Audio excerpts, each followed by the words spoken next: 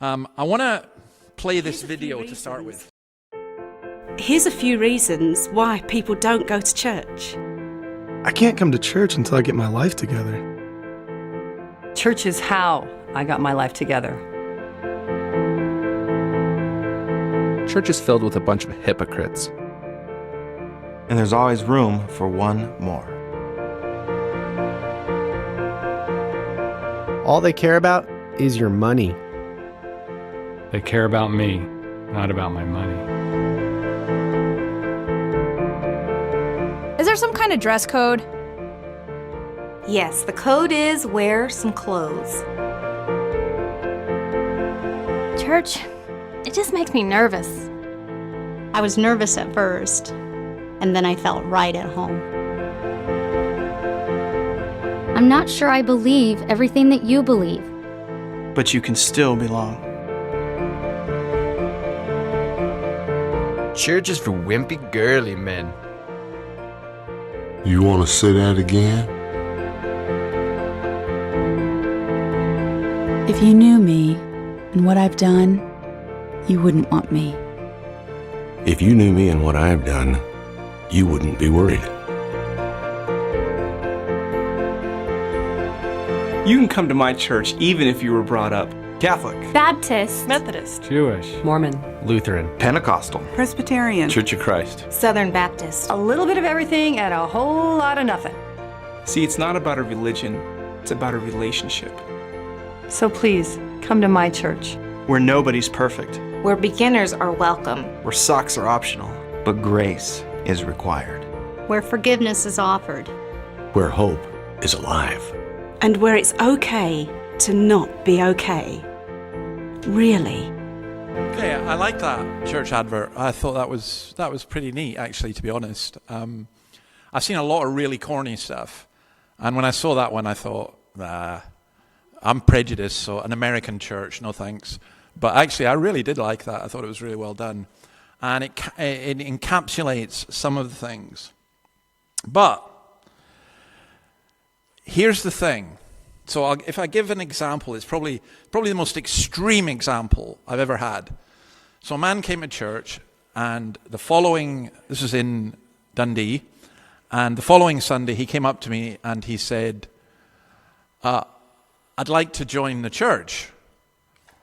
And I was about to speak, but then he came up with a great sentence next. He says, but I don't believe in Jesus and all that rubbish. I went, oh, all right, okay. I said, that's kind of a big deal here. And his face fell, and he said, you won't let me join? I said, absolutely not. Not a chance, mate. And I said, why do you want to join? He said, well, I liked it. And I like coming here. And you annoy me, but make me think. And he said, I just liked it. And I liked the people. I said, you can still come. And he looked at me and said, really? I don't have to join. I said, no, you don't have to join. He said, you don't want my money? I said, well, maybe. No, we don't want your money. And he said, so I can come to things, and I don't have to believe all this. And I said, no, you're right. You can come to things. But hopefully you're going to be challenged so that you'll see why the things that you like are actually there. Now, this is one of the strangest things in ministry, and for some of you, this may be this may seem very strange, but one of the most difficult things in preaching the gospel in a church are the people who are members in the church, but who either don't know or are not sure or don't care. And you can't make a judgment. I don't sit and make a judgment about people, because sometimes you get people who will be very enthusiastic and use all the right language, and they know how to push all the right buttons. But then later on you discover, no, they never believed. And that is an absolutely key factor. So what makes a church, we're going to look at 4 different things. We're going to use this book, The House That Jesus Built. I've got some for you. We've ordered more. By a guy called Dale Ross Davis. And he's got 4 sections: what our church believes, what our church is, how Christians live, and the matter that matters. And that's what we're going to do. It's a very short book. It's a very in one sense, is a very simple, but it's a very profound book. And I'm going to go through that, and we're going to do the first one, which is what our church believes. All right, this is a wee test. Don't know. How many of you have heard of the Westminster Confession of Faith? I've heard of it, that's all. I'm not saying, okay, that's a few, good. How many of you have actually read it? That's a different matter. Okay. You've read bits of it, Elaine? Okay. Yeah, I mean, sorry, I'm a bit of a geek on this because I studied this at university, the making of the Westminster Confession. And it was, so what happened was, there was a war. I was going to say between England and Scotland, but that's not true. It was a war between King Charles and the Puritans, basically, and the Scottish Presbyterians. And by the way, I just want to point out that all three King Charleses haven't been that great for the church. But anyway, this one got his head chopped off, so I'm hoping the third one doesn't get his head chopped off. But the Puritans and the Presbyterians said, look, we need to have one church, and that people need to stop fighting.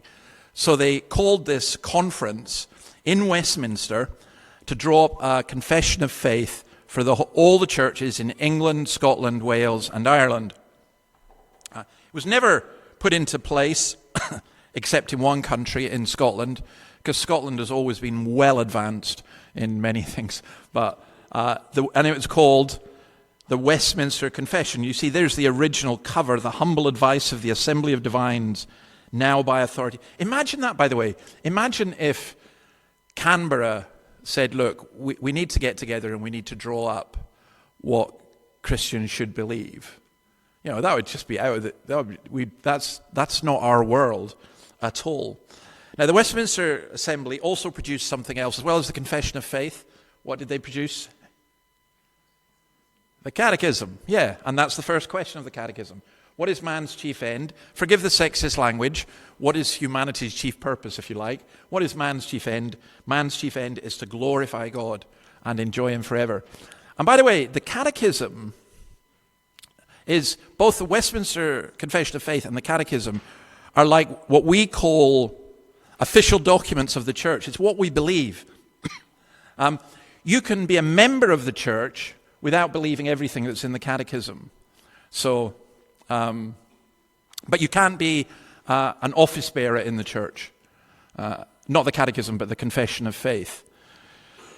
So one of the things that it should be the case, sadly it's not, Presbyterian churches go wrong as well. What should be the case is that in every Presbyterian church, you should know that they hold to the doctrine of the Confession of Faith. And I'll tell you the advantage of that. So we had a guy come to us, and he eventually became an elder with us, but initially he'd been a leader in a charismatic church. And when he became an elder, you know, I just asked him one time, what differences do you see? And he said, I like being an elder in this church because we don't vote on doctrine, and the minister doesn't get to change the doctrine. So, I mean, this is, by the way, I'm telling you a way that you can get me fired. And it's a very simple way. If I was to teach what was contrary to the doctrine of the confession, you could report me, actually, and I would be in trouble. I'm not going to, because I actually believe it. I mean, there are minor things that are not as significant. But why am I saying all that in terms of what we believe? When you become part of a church and you officially become a member, the way I describe it, it's a bit like when someone says, well, why do I need to be a member? I come along anyway. Well, it's like, this is an interesting analogy today in today's world. It's like a couple who live together and they say, why do we need to get married? It's just a piece of paper. Well, my usual response, if it's just a piece of paper, why are you bothered? You know, there must be something more than that. And it's the commitment that's involved. So if you attend a church, for example, you come and go as you please. But if you're a member in the church, you have certain responsibilities. And I, as the pastor, have a responsibility to you, and so do the elders, that we have to care for your spiritual well-being. If you're not a member, it's not that we don't care for you, it's just that we don't have that responsibility. You don't, it's like we're giving you space, if you like. But at some point, I would encourage people who are believers to become members. Now, sorry, this is a little bit technical, but there are different systems of how churches do members. There are some churches you just turn up and they think you're a member. We went to St. Thomas's Anglican. Annabelle and I never signed a membership thing, never took a membership class, never said that we were members. It was just assumed we were. Well, what makes you a member? That you go every Sunday, or how? And when the church votes on different things.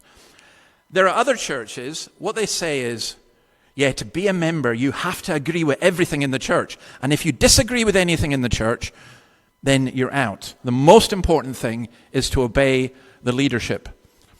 Now, there are certain advantages in that for me. I'd say, okay, fair enough, you have to believe everything I say. But actually, no, that would be a dreadful way to be. You should be allowed to disagree and have different things. So in the church here, let's say, for example, when I joined the Free Church, which is a Presbyterian church, I went to see the minister, and I said, I want to become a member. But I said, I don't believe all that infant baptism rubbish. And I think anyone who does is probably hardly a Christian, And he just laughed at me and said, David, you don't need to believe that until you become a minister. And I said, under no circumstances will I become, 4 years later I was a minister, but anyway. But I liked the openness of that. You don't have, people in the church could be Baptist or infant Baptist. People in the church could have different views about different things. Gail and I often discuss, as we did walking through the door there, premillennialism and so on. And Gail, in her heart of hearts, knows she's wrong, but I'm prepared. I'm prepared to let her continue. We disagree about things. Some people will say, well, I don't like people playing drums in a service. Well, you don't. Some people do. You don't have to. You don't have to agree with everything. And that's very, very important to grasp. But what you do have to do is be a believer. And to be a believer, you have to have certain things. And Dale Ralph Davis puts it this way. So I'm going to do each one. After each one, I'm going to stop. And you genuinely feel free to ask questions. Because here's the other thing. You should not become a member in a church if you are not a Christian, or if you're seeking or searching or whatever. You are welcome to come along to things. You are welcome to find out. But do not make that commitment until you have enough certainty saying, yes, this is what I believe. Because you're taking promises and making vows. And it's really important. So I always encourage people to take their time as well. So these are 7 things that are, I think if you didn't believe these, it would be almost impossible for you to be in our church. Because you say, well, I believe in Jesus. Okay, so what does that mean? We need a little bit more content than that. Number 1, we believe that the Bible is entirely true. All Scripture is God-breathed and is useful for teaching, rebuking, correcting, and training in righteousness. Prophecy never had its origin in the human will, but prophets, though human, spoke from God as they were carried along by the Holy Spirit. Now, Dale Ralph Davis points out Jesus saying about his scripture, the Old Testament, that it cannot be broken. If you want a very simplistic answer to this question, why do churches decline? It's because they turn away from the Bible. That is absolutely the number one reason. And I could name 3 churches within walking distance of here that have done just exactly that. They've turned away from the Bible. And it's crazy to do that, because the Bible is, it's how we know what God says. Because otherwise, what happens? Suppose you don't have that. Supposing you have a leader who stands up and says, God told me that you should be doing this. How can you argue with God? That puts you in an awful lot of... it's a terrible situation to be in. And I've seen a lot of people come from churches that are like that, who are broken and bruised and damaged because they've gone against the leadership of the church, who they thought were really God's appointees on earth. And that's where you get a lot of spiritual abuse, and that's where churches often go wrong. Another thing is people say, well, you have to believe the priest or the bishop or the minister or whatever. And again, no, absolutely not. I went to a church once, didn't last long. I went to a church and it was so authoritarian, and you weren't allowed to question. And that's just really, really, really wrong. But how then do we have any kind of authority? How do we know things? And we have to go by God's word. Now, there are difficulties with that. That's a very simple thing to say, but sometimes the Bible can be confusing. Sometimes Peter writes about Paul that some of his letters are hard to understand. Sometimes you get Christians who are very dogmatic about secondary issues because they've read a book about the Bible and this is the thing they're going to hold on to. And it's actually not that important. So, the Westminster Confession uses this great word. It talks about the Bible being perspicuous. And I love that word. I love big, weird words. Perspicuous just means clear. It's clear. And, a lot of non-Christians, for those of you who are wrestling with all of this, will say, well, all the different denominations have different interpretations, so how do we know which one is right? Well, none of them are right. Absolutely. But those that base themselves upon the Word of God are at least heading the right direction. That's where I would go with that. And at a church like ours, we would all agree with that. And you could say, oh, yeah, we teach the Bible. Yeah. But actually, do we? Do we teach it? Do we believe it? Do we live by it? Or when it comes to making decisions, do we just kind of put the Bible aside? So I remember, I don't know if I'll go down this route, but I will now. We had a woman come to our church, and she had been a lecturer in a Muslim college. She was an uber feminist, German, vegan, Palestinian activist. It was great. I used to make her sit beside the Christian Zionist. It was just wonderful. But she was a great woman. Honestly, I loved her. I thought she was great. Anyway, she asked me one day, she said, David, you know that I'm a feminist, and I know that there are no women elders. Bad stuff, man. She said, why? I said, I'll tell you what, write the Kirk session, write the elders. And she did. And it came to the Kirk session, and our guys are looking, what do we do? What do we do? I said, of course, what we do is we answer her. We have to listen to what she's saying, because she's giving us an argument from the Bible. And so what we did, and I love the fact that we did this, we called in a professor from a college that we knew. We said to him, we're going to do an evening, and we want you to come and teach on this, and then be prepared for questions and be prepared for opposition. And he did. And what I remember at the end was, she was very articulate and very good. She stood up and she gave, as we would say, she gave him laldi. She really went for it. And it was brilliant. I loved it. And then she said, she stood up at the end, and I always remember this. She said, I can't agree with you, but on the other hand, I'm now a Christian, and I now understand that that's what the Bible teaches, and I also understand you're not a bunch of misogynistic pigs, and that you actually do take this from Scripture. Now, I don't want to go into that issue, but the point of that was we should be able to justify what we do from the Bible. Why do you do this? Because God's Word says. Why do you do this? Because God's Word says. What you should not do is say, because that's our tradition, or because that's what our minister wants, or because we read in a book that this is how you advance the church. We have to be by Scripture. And I know we would say, oh, that's the case, we do that. But actually, I think the major problem in the Presbyterian Church in New South Wales today is that we don't, generally. We do to some degree, but a lot of times we don't. And I wrestle with that all the time. So the Bible is entirely true.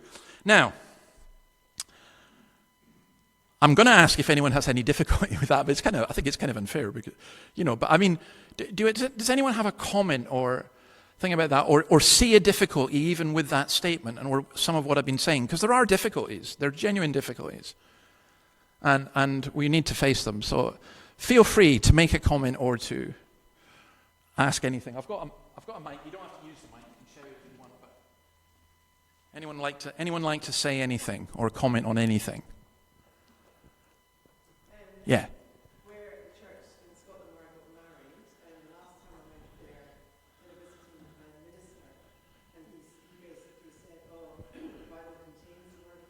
Yeah.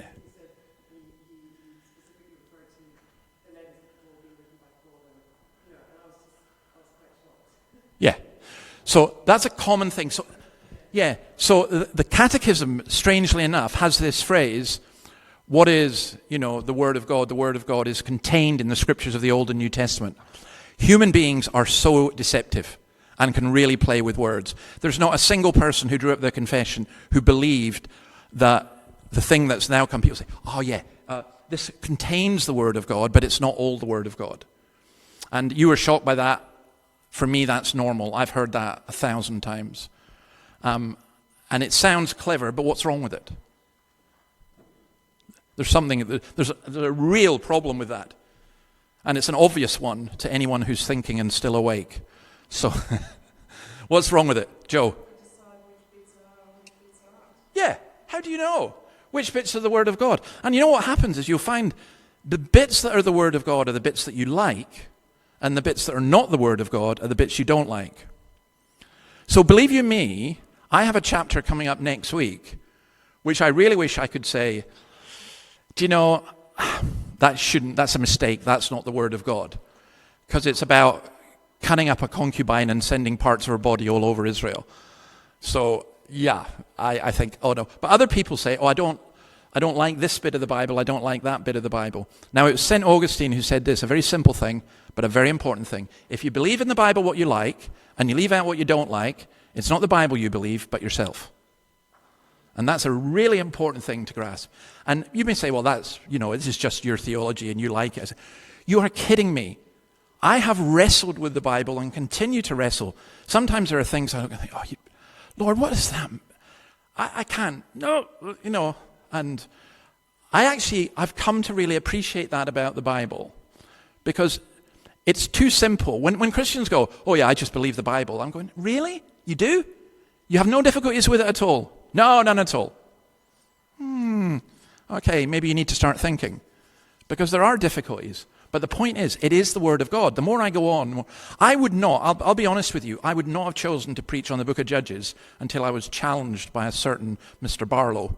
And it was a challenge. I looked at it and thought, what, it's God's Word. And I've been just stunned by how relevant it is to the world that we live in today. The Bible's an amazing book in that sense, but you can't pick and choose, but we do. Even in your own personal life, are there not books that you just think, I'd quite like to read Philippians, I'm not going to bother with Leviticus, I admit some of the books are more difficult than others, that's true. All right, any other comment about this one? Cornelius?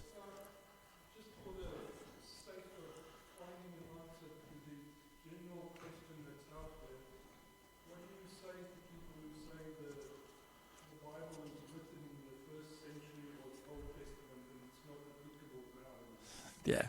What I say is, well, there's a polite what I say and there's an impolite what I say. The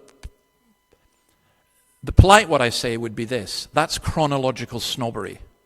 You really think that something written long ago cannot be applicable today? So the ancient Greeks, we've got nothing to learn from Aristotle or, the Romans, we've got nothing to learn from them.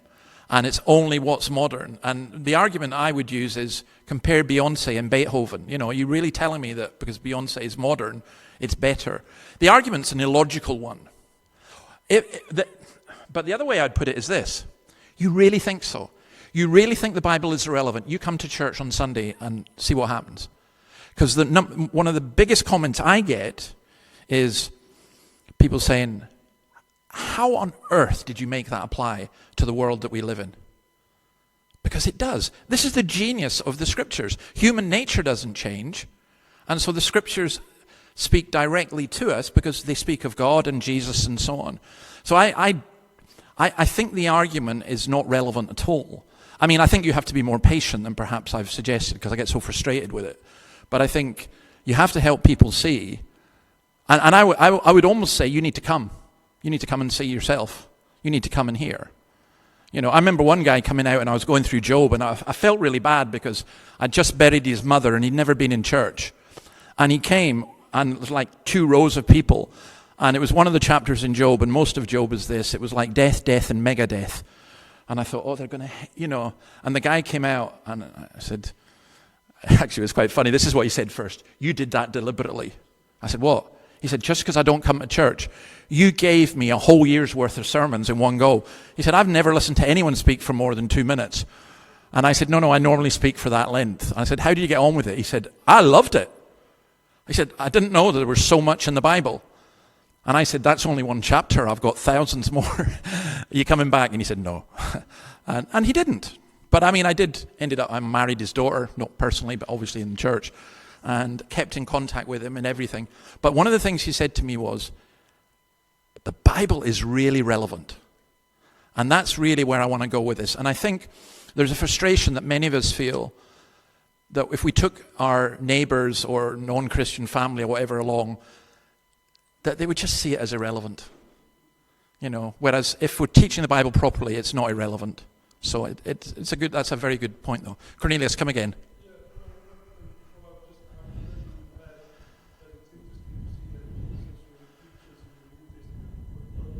Yes, absolutely. Yeah.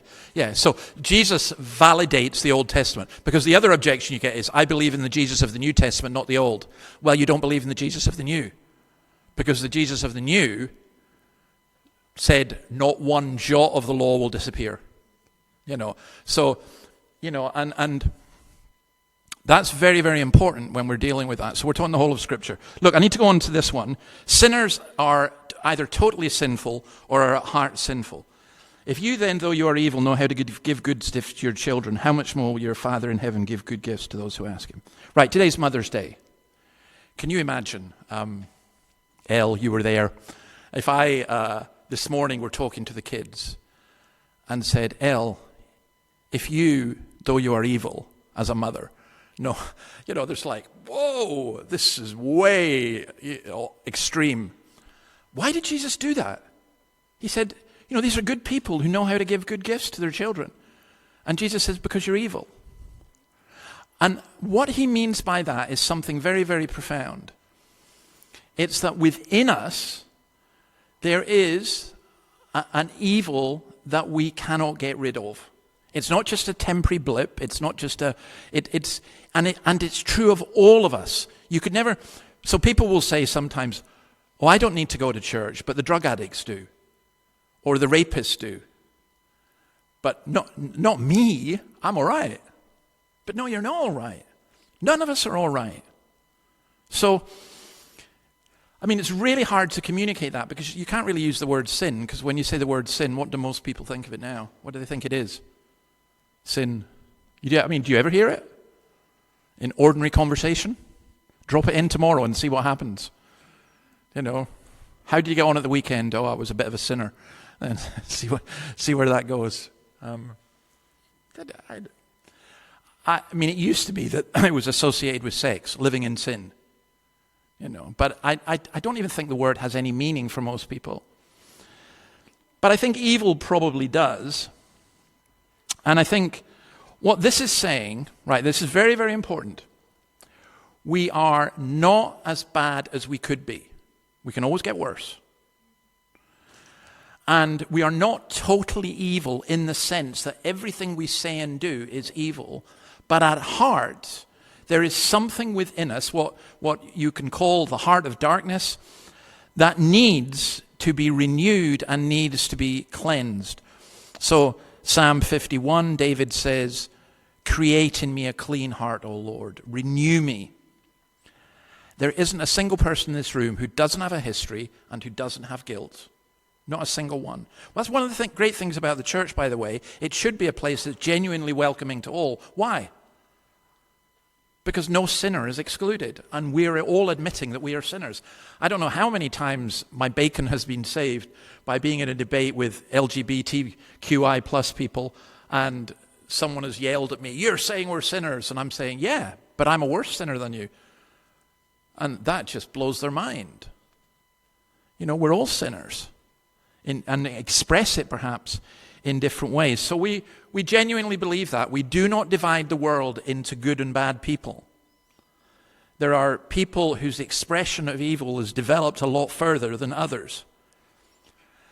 But there isn't anybody of whom you can't say about yourself, there but for the grace of God go I.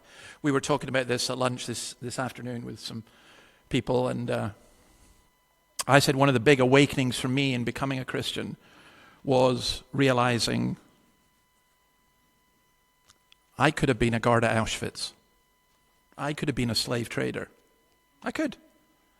Because how your circumstances and everything work out, but that's something. And so, in any church, you see, sometimes people do this thing about, when in that church they think you're holier than thou. I discovered something about Scottskirk I didn't know fairly recently, that there were local people who had an impression that we were a church for quite well-off, snobby people. Well, looking at you, it's not exactly true, but that was the impression that people had. People have an impression that church is for the holier than thou, but actually church is for those who know that they're sinners. And we should be the humblest people. So that's a really important thing. Anyone want to say anything about that? I'm really sorry that Rachel's not here because this is her favorite subject, sin. So, Steve, tell her I'm waiting for the questions, okay? You're writing it all down, good. And I think we're going to have it on video as well. But it is really important. I love Rachel asks these very profound and real questions about this. And again, I think a lot of Christians go, yeah, we understand sin. No, we don't. No, we don't. You don't understand sin. You don't understand what you are capable of. And when you do understand, it absolutely shocks you. And one of the most dangerous prayers you can ever pray is, Lord, show me my own heart. Pray that if you want, but it's a very dangerous prayer. Show me my own heart. Because it will blow your mind. You would just, really? So that's okay. Here's number 3. God is really big. This is from Romans 11. Oh, the depth of the riches of the wisdom and knowledge of God, how unsearchable his judgments and his past beyond tracing out. Who has known the mind of the Lord, or who has been his counselor? Who has ever given to God that God should repay them? For from him and through him and for him are all things. To him be the glory forever. Amen. The worst thing that a church can do is make God really small. What do I mean by that? We're going to create a God that people will find it easy to believe in. Now, those of you who were there this morning, I probably spoke too long about that, but I was trying, it's so important. I was trying to say we can't make up our own God, but I think we do. And I remember the first time I went into a church service and the man there spoke about God in a way that I didn't really understand, but I wanted, because it made me question, it made me think, it was very profound and very deep. And it wasn't just simplistic, cliched answers. In other words, it was a big vision of a big God. And I don't know if we've sung this, haven't we? No, have we sung, my God is so big, so strong and so mighty? Yeah, we've done that. And there's nothing, I think we've done that in the church, haven't we? My God is so big, so strong and so mighty. If we haven't, we'll do it and we'll get everyone to do the actions. But there's nothing that he cannot do. The mountains are his, the rivers are his, the stars are his. Do you know that song, yeah? Oh, thank goodness. I thought I was going to have to sing it. That would have been disastrous for you. But the bigness of God is such a key thing for us. Now, what we really mean by that is that God is sovereign. That he's in control, that he's in charge, that we worship him, that we don't get to manipulate him, that we don't tell him what he can do. And again, I would discourage anyone from being a member in the church if they didn't believe that. If they thought they could manipulate God or control God. And that we're not really going to advance anywhere in the church until we have a sense of awe and wonder and holiness, or of the holiness rather of God. So we say that God is sovereign, God is really big. Now that also brings loads of questions, because if God is sovereign, why did my child die? If God is sovereign, why did Bondi happen? If God is sovereign? And those are real questions which cannot just be lightly dismissed by then saying, well, never mind, God is love. I think that, for me, when you become a Christian, for some people it's a very big thing. It's a dramatic thing, and 1 second they're not a Christian, the next second they are. But for most people it's a gradual thing, and for me it was a gradual thing. But I had a kind of second conversion when I realized that God was sovereign and in control and not me. I was a Christian, I believed in Jesus, but I didn't live like that. And when I realized that God was in control, it was like click, click, click, click, click, all the lights went on in my head. It was really important to grasp that. Sorry, anyone want to say anything about number 3? Callum. What do you say to the atheist argument of, when Christians experience something good, oh, thank you God, when something bad goes wrong, oh, God goes in mysterious ways? If you experience something good, your Christian response should be, God moves in mysterious ways, because you don't deserve anything good. And it's unbelievable, that God has blessed you in the way. I mean, I'm actually being serious. That God has blessed you in the way that He likes, that astonishes you. And when something bad happens, I heard somebody once say this, that they had something really terrible happen. And instead of saying, why me, their question was, why not me? Why shouldn't it be me? And I think if you believe in a sovereign God, the answer to the atheist is quite clear, that you believe that God works all things for good to those who love Him, even the bad things. Coming to church, you should never go to a church that says if you come to us, lots of really good things will happen to you, especially if you put lots of money in the plate. So Elaine's Big Ben is telling me that time's not gone yet.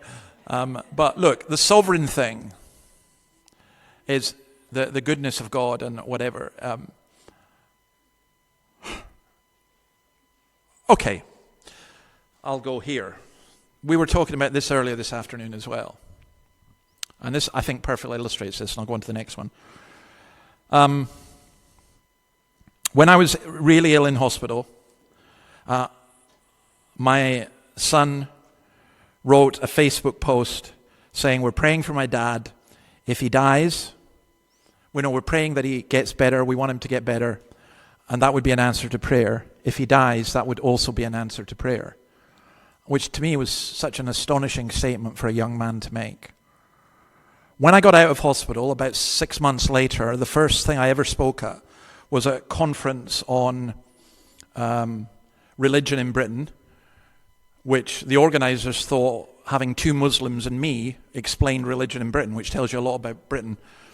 And they had 3 scientists opposing us. And one of the scientists stood up and his talk said, I don't believe in God because I've never seen anyone healed in answer to prayer. And so when I stood up to speak, I ripped up my speech and I threw it in the bin. And I said to him, well, you have now, because I was healed in answer to prayer, and I'm going to tell you the story. And I told him the story, and then I told him what my son said, and he objected. He said, that is not fair, because that means that God wins every time. I said, yep, you've just summed up Christianity perfectly. God wins every time. Though He slay me, yet I will trust Him. Now, I'm not saying you need to be at that depth of faith in order to be a member in the church or to be a Christian, but I'm saying you should aim for it. Though He slay me, yet I will trust Him. Wow. That's... So God is big. We believe that. The cross is absolutely central. Even the Son of Man did not come to be served, but to serve and to give His life as a ransom for many. Jews demand signs and Greeks look for wisdom, but we preach Christ crucified, a stumbling block to Jews and foolishness to Gentiles. But to those whom God has called, both Jews and Greeks, Christ, the power of God and the wisdom of God. For the foolishness of God is wiser than human wisdom, and the weakness of God is stronger than human strength. I want to say this. If you do not believe in the cross of Jesus Christ, do not ask about being a member. You could not be a member, because you'd be relying on something else. Somebody once showed me a congregational newsletter in which the minister in the same city I was, Dundee, attacked me and said, David believes in the atonement. He believes that Jesus died for our sins. That is a barbaric doctrine. Well, I had no question about saying nobody should ever go near his church. Because it's the very heart of Christianity. The cross is the heart of Christianity. It really is. And without the cross, we've got nothing. You know, and that, I'm not saying, look, there's lots of different theories of the atonement. You don't have to know all of that. But if you want to be a member in the church, what you're saying is, I belong to Jesus, and I've come to Jesus through the work that he has done on the cross. Anyone want to ask anything about that? It's also huge, by the way, but all these things are huge. All right, let's do this one. Grace is utterly incredible, for it is by grace you have been saved through faith, and this not from yourselves. It's the gift of God, not by works, so that no one can boast. Look, you will get lots of churches that are really nice, that hold concerts, that have nice flowers, good social groups, and none of that's wrong, but what they in effect teach is this: if you are good members of the church, if you are nice, if you give to some charity, if you don't do really bad things, even if you read your Bible and you pray, then you'll make it. You'll get there. This church does not teach that and would regard it as absolute heresy, and worse than that, actually, what's worse than heresy? So harmful to people, because it loads a burden on people that they cannot carry. It's by grace we have been saved. It's purely by the grace of God that we are saved, not by what we have done. Now, later on, verse 10, in this is Ephesians 2, by the way, sorry, I should have put that up. Later on, he's going to say, but we've been created to do good works, which God has prepared for us in advance to do. It's not that we don't do good works, but we don't do good works to get to heaven. It's by grace. And if I said to somebody and they say, look, I want to be a member in the church, and I said, what makes you think you can be a member? What makes you think you're good enough? And they start listing, well, I used to be in the guides, and my grandfather was, the organist in this church, and, I haven't actually murdered anyone, though I thought about it, and you go through a whole list of things. I'm going to say to them, I'm sorry. You can't be a member in this church, because it's not about those things. If you say, so my son was 7 years old, I think it was 7 when he became a member in the church. He had to be interviewed by the elders for a 7-year-old boy. What was so funny was he had a big gobstopper in his mouth. And it was so typical of him. He came and he sat with his gobstopper. And they had to ask him to remove it because he was giving answers. And they couldn't understand what he was saying. So out comes the gobstopper. And they asked him stuff. Now, he did not give deep theological answers. But I'll tell you what he did say, and it was just simply this: I believe in Jesus and I trust Jesus. And, for a 7-year-old, our guys didn't demand a lot. They just said, yeah, of course. Of course, Sometimes we make things a whole lot more complicated. It's why I don't really like the idea of a membership class, in the sense of, if you do this class and at the end you get an exam and you pass it, you're in. No, you're in when you believe in Jesus and trust in Jesus in this sense, and it's God's grace. And God's grace alone. It's God's grace that gives you faith. It's God's grace that sent Christ. God didn't send Jesus to die for you because you were lovely. He sent Jesus to die for you when you're his enemy. And really, some of us who are members in the church, we need to just be more and more aware of amazing grace. We sing about it, but I'm not sure how aware we are of it. Okay, anyone else want to go on that? No? Fine. Bruce, I know you're just rubbing your knee, but it's like an auction. If you rub your knee, you've bought something. Right. Disciples are continually secure. Now, what this means is, again, in this church, what we're teaching is that once you become a Christian, you can't be lost. A real believer. All those the Father gives me will come to me. Whoever comes to me, I'll never drive away. Now, why is that important? Because some people say, well, if I become a Christian, then what about in a couple of years if I give it all up? Well, the answer to that is, if you become a Christian, you can, what we call, backslide. But if you are genuinely a Christian, and maybe time will prove that you weren't, then God will never let you go. This is the will of him who sent me. I shall lose none of all he has given me, but raise them up at the last day. For my Father's will is that everyone who looks to the Son and believes in him shall have eternal life, and I will raise them up at the last day. One of the ways that religion manipulates people is it instills a fear that says, you step out of line, you're gone. You don't do this, you're gone. Whereas what real Christianity says is, once you come to know Christ, it's like you're born again and you can't be unborn again. When you were born, you were born. You cannot make yourself unborn. You cannot be unborn again. Okay, but what about people who fall away? Maybe some of them weren't believers.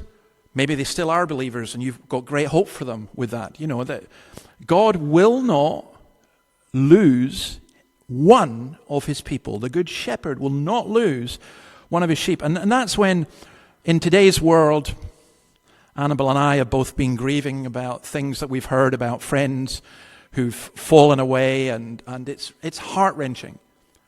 But what we could never do is write them off, because we know that Jesus will keep and protect his own people. And so there's a security that comes in that. And this is the last one. Sorry, does anyone want to say anything about that one? Yes, go for it, Sarah.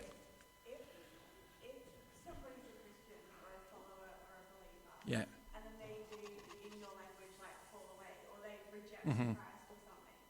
How can you be certain? Like, I find that quite insecure, because I feel like, well, how can you be certain you're really a Christian now if the argument is, well, if in the future you stop being a Christian, it means you never were a Christian to begin with? Well, that's a really good question. And what I would say about that is, I'm sorry, it doesn't, for me, I've misdone that. It doesn't necessarily mean you never were a Christian. That is a possibility. There are lots of people who profess to be Christians for all different kinds of reasons. You know, yeah. So Judas was never a follower of Christ. But he thought he was a follower of Christ. So how can any of us in this room who think that we're a follower of Christ be sure in that? Well, because, Maybe in the future we're not. well, then you have to look at who Christ is. Because Judas thought Christ was a political Messiah who was coming to save, and Judas got furious when Jesus did not do that. So Judas's betrayal is perfectly understandable. He had no concept of Christ dying on the cross for his sins. So Judas is an easy one. What's not so easy, for example, you can be a young person in a youth group and all your friends are getting baptized and professing faith. You think, well, I'll do that as well. You know, you may be genuine in that for various reasons, but you may never have understood who Christ is and so on. And so, you know, you have to think about it. On the other hand, you could be that same young person. You become a Christian, you go off to university, lots of stuff happens around you, you fall away from your Christianity, but there's something in you that's nagging away saying, nah, this is wrong. And maybe 20, 30, 40 years later, you will come back to your senses like the prodigal son. But this is why I would be insecure. It's not, I mean, we should examine ourselves to see whether we're in the faith. That's what Paul says. Here's my insecurity. If I could genuinely be a Christian and yet turn away from God, wow. You know, is God going to let me go? Now, Paul says in Philippians, he's begun a good work, he'll complete it. If I didn't believe that, I couldn't continue.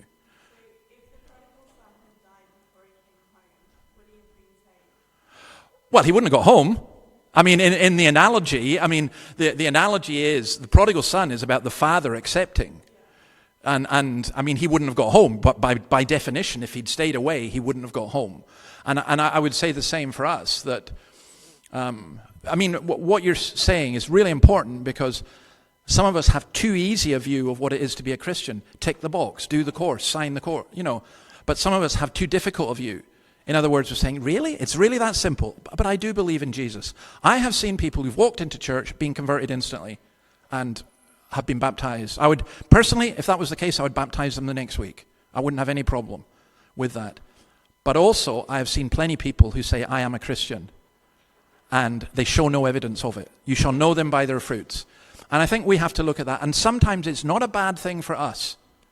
I have heard people who've been going to church for years and who've taken communion and done everything, and first of all, they get really upset.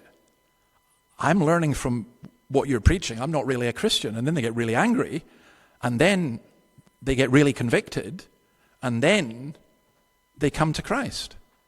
And some actually get to a point where they say, I'm not sure if I was a Christian before, but I definitely want to be one now. And maybe there was a mixture of good and bad things in there, and I'm in.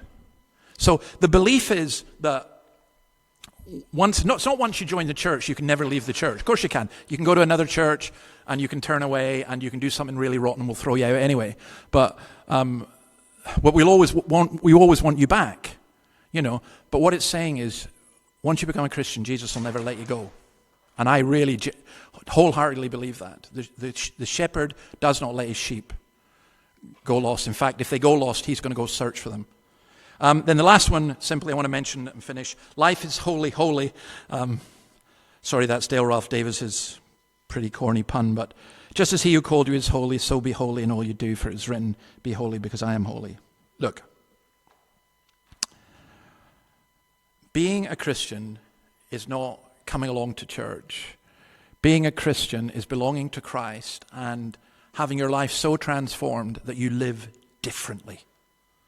And coming along to church is about being fed food to enable you to live through the world. And so what you really want, if you really want real witness, is when you go into work the next day, they look at you and say, what's wrong with you? Where have you been? I was at church yesterday. Whoa, didn't realize you were holy. Oh, I'm really holy. I'll just give you one example. Again, just a personal one. When I became a Christian, I was about 16, working on a farm in my summer holidays. One of the guys, it was a harvest, so there were several guys on tractors and trailers. We were having our lunch break. One of the guys spoke to me and said, hey, Dave, you're really holy, aren't you?